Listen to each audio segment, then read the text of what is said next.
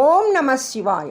మహాశివరాత్రి నిశ్శబ్దమే నాదమై నినదించే వేళ, అంధకారంలో జ్ఞానదీపం వెలిగే సమయం. పరమేశ్వరుడు కరుణార్ద్ర హృదయుడై భక్తులను అనుగ్రహించే తరుణం. అదే పరమ పవిత్ర మహాశివరాత్రి పర్వదినం. మనసా వాచ పరమేశ్వరుణ్ణి స్మరిస్తూ జాగరణలో దైవ సన్నిధిని అనుభూతి చెందడమే పండుగ పరమార్థం. కాలానికి అతీతుడైన మహాశివుడికి నిత్యం అభిషేకాలు, పూజలు చేస్తుంటాం. ఆయన మన మనసులోని మాలిన్యాలను తొలగించి స్వచ్ఛతను, సంతోషాన్ని ప్రసాదిస్తాడు. ఆ స్వామికి 64 రూపాలు ఉన్నాయని శివపురాణం పేర్కొంది. మహాశివరాత్రి సందర్భంగా పరమేశ్వరుడి 6 విశిష్ట రూపాలను స్మరించి తరిద్దాం. లింగోద్భవ మూర్తి. లింగ మధ్యే జగత్సర్వం అన్నారు. ఈ సృష్టి మొత్తం లింగ రూపంలోనే ఉందన్నది సారాంశం. ఆధిక్యత గురించి బ్రహ్మదేవుడు, విష్ణుమూర్తుల మధ్య వివాదం తలెత్తింది. ఈ సంవాదాన్ని పరిష్కరించేందుకు పరమేశ్వరుడు అగ్ని లింగ రూపాన్ని ధరించాడు.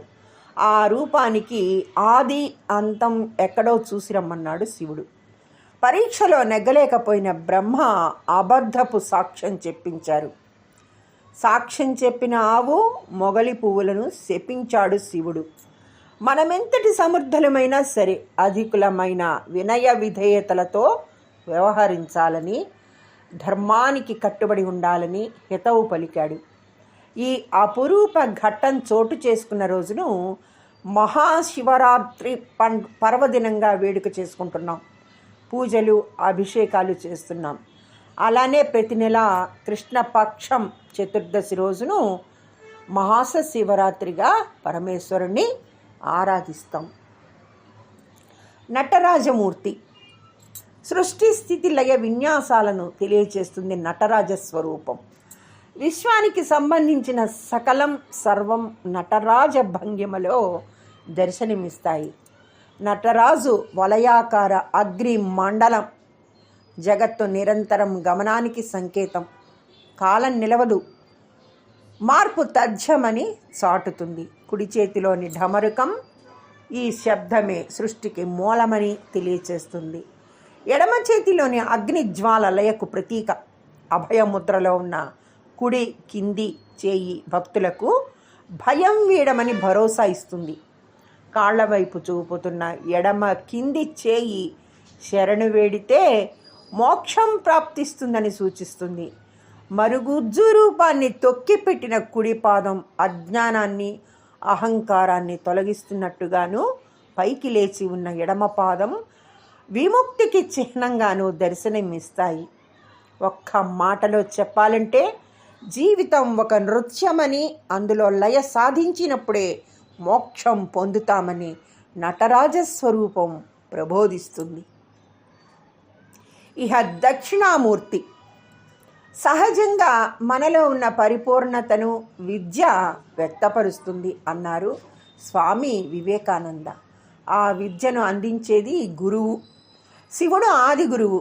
అపార ఆధ్యాత్మిక జ్ఞాన సంపద ఉన్నప్పటికీ సమాధానం దొరకని అంశాలుంటాయి.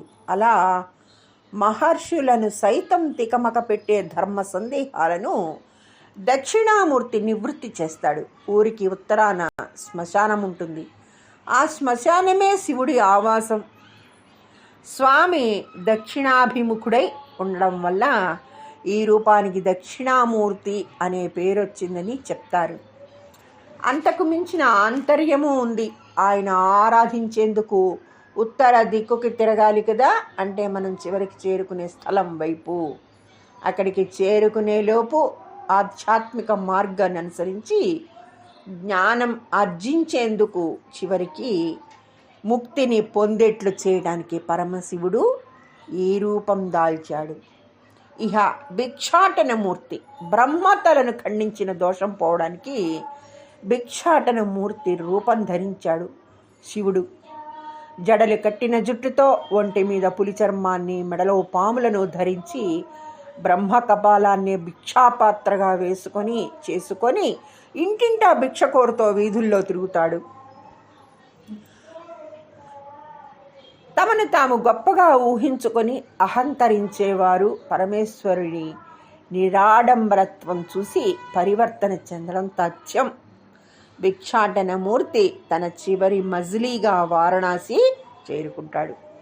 రాజ్యం సుభిక్షంగా ఉందని విర్రవీగుతున్న కాశీరాజు భిక్ష కోరుతూ తిరుగుతున్న శివుణ్ణి చూసి తనకది అవమానమని ఆగ్రహించాడు. సాక్షాత్తు అన్నపూర్ణాదేవి స్వామివారికి భిక్ష అందించడంతో పాటు రాజుకి జ్ఞానోదయం కలిగిస్తుంది. అహంకారం తలకెక్కితే ఇక ఎన్ని సంపదలున్నా కూడా అవన్నీ వ్యర్థమేనని ప్రబోధిస్తుంది భిక్షాటనమూర్తి స్వరూపం. కాలసంహారమూర్తి. ఎదుటివారు చెప్పింది అపార్థం చేసుకుంటే ఘోర ఫలితం ఉంటుందని తెలియచేసేందుకే ఈ రూపం దాల్చాడు శివుడు. సంతానం లేని మృకండ మహర్షి తపస్సు చేశాడు. శివుడు ప్రత్యక్షమై వృద్ధాప్యం వరకు జీవించే దుష్టపుత్రుడు కావాలా, 16 ఏళ్లే జీవించిన తదుపరి జీవిగా చిరంజీవిగా మిగిలిపోయే కుమారుడు కావాలా అని అడిగాడు. సజ్జనుడే కావాలన్నాడు మహర్షి. అలా జన్మించిన మార్కండేయుడు బాల్యం నుంచే సదాశివ ధ్యానంలో ఉండేవాడు. అతడు తిరక్కుడయ్యూరు క్షేత్రం చేరుకొని అమరత్వం కోసం శివుణ్ణి పూజించసాగాడు. బాలుడికి మరణ సమయం సమీపించగానే యమధర్మరాజు వచ్చాడు. శివ సన్నిధిలో ఉన్న మార్కండేయుణ్ణి పైకి యమపాశం విడవగా అది శివలింగాన్ని తాకింది. దాంతో శివుడు ప్రళయకాల రుద్రుడిగా ప్రత్యక్షమై యముణ్ణి సంహరించాడు. కానీ మార్కండేయుని కోరిక మేరకు తిరిగి బతికించాడు. తన కర్తవ్యంలో ఈ పొరపాటు ఎలా జరిగిందన్న సందేహాన్ని యముడు వ్యక్తం చేయగా తానిచ్చిన వరంలో మరణం ప్రస్తావనే లేదు. 16 ఏళ్ల తర్వాత చిరంజీవిగా మిగిలిపోతాడని మాత్రమే చెప్పానని వరంలోని ధర్మ సూక్ష్మాన్ని వివరించాడు పరమశివుడు. మనం ధర్మ మార్గాన్ని అనుసరించేందుకు శివతత్వాన్ని అర్థం చేసుకోవాలి. అందుకు మహాశివరాత్రి రోజున చేసే జాగరణ సరైన సమయం. లింగ రూపంలో ఉన్న శివుణ్ణి అర్చిస్తూనే ఆ స్వామి వివిధ రూపాల్లోని అర్థాన్ని పరమార్థాన్ని గ్రహించాలి. శివుడాజ్ఞ లేనిదే చీమైన కొట్టదన్న నానుడిని గుర్తుంచుకుంటే మనకు ఎవరి మీద ఎన్నడూ కోపతాపాలు రావు. జన్మను సార్థకం చేసుకోగలుగుతాం. అలా జీవనం ప్రశాంతంగా గడిచేందుకు ఆ పార్వతీ పరమేశ్వరులని పూజిద్దాం.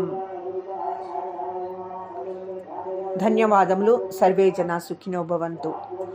అర్ధనారీశ్వర తత్వాన్ని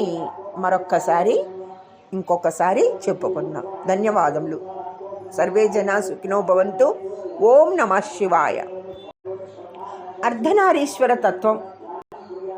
వాగర్ధావివ సంతృప్తౌ వాగర్ధ ప్రతిపత్తయే జగతత్పితరౌ వందే పార్వతీ పరమేశ్వరౌ. మహాకవి కాళిదాసు అర్ధనారీశ్వర తత్వాన్ని వర్ణించిన వైనమిది. మాటను అర్థాన్ని ఎలా వేరు చేయలేమో అలాగే పార్వతీ పరమేశ్వరులను వేర్వేరుగా చూడలేమన్నది ఈ శ్లోక భావం. సృష్టి రహస్యాన్ని తెలియచెప్పడానికే పరమశివుడు ఈ రూపం దాల్చాడు. స్త్రీ పురుష మేలు కలయికే సృష్టి అని, శివుడు పురుషతత్వానికి పార్వతి స్త్రీతత్వానికి సంకేతమని ఈ రూపం చాటుతుంది. భార్యాభర్తల బంధాన్ని అన్యోన్యంగా ఆరోగ్యకరమైన రీతిలో గడపాలని ప్రబోధించడమే ఈ అర్ధనారీశ్వర తత్వం, ఇందులోని సందేశం. నమఃశివ నమఃశివ నమఃశివాయ. సర్వే జనా సుఖినో భవంతు. ధన్యవాదములు.